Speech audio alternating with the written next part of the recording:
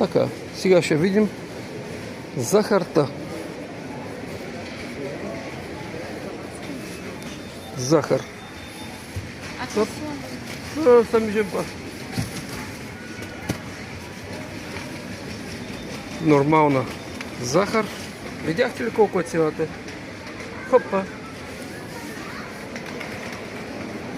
Така, нормална бяла на бучки. Хопа. 1,40.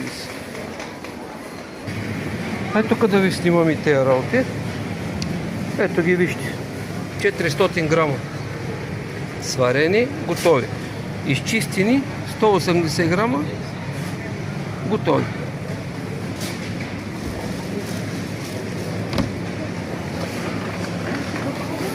И тук малко и сиренцата да ви покажа. Значи, ето го 385 грама Кьор де Лион. Вижте колко е. Значи има Бри, което е на марката на магазина, което е по-ефтино. Това е толкова. Значи, ето ви го и президента. Хоп. Това е на също, тази цена е също на марката на магазина. Ето ви го и президента. Ето ви го. Готово.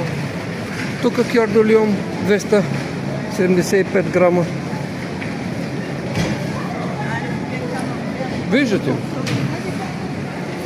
Да ви покажа и Рокфора. Нормална цена. Хоп, ето го. Рокфорче. Който харесва.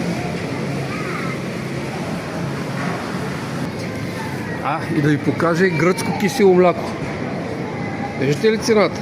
1,16 за 150 грама гръцко кисело мляко, произведено в Гърция, даже си го пише. Така, продължаваме сега, ако можем да намерим маскарпонето. Попадаме на маслото, страната на чудесата. Значи тук и белгийско има, и някакво си традиционно от Британия, бретонско. Така, така. Ето го. Хопала, хопала, хопала, хопала. Сега ще го намерим. И сега ще го намерим да го снимаме и маслото голямото. И така, ето това ще, според мен е най-интересното. Президент 125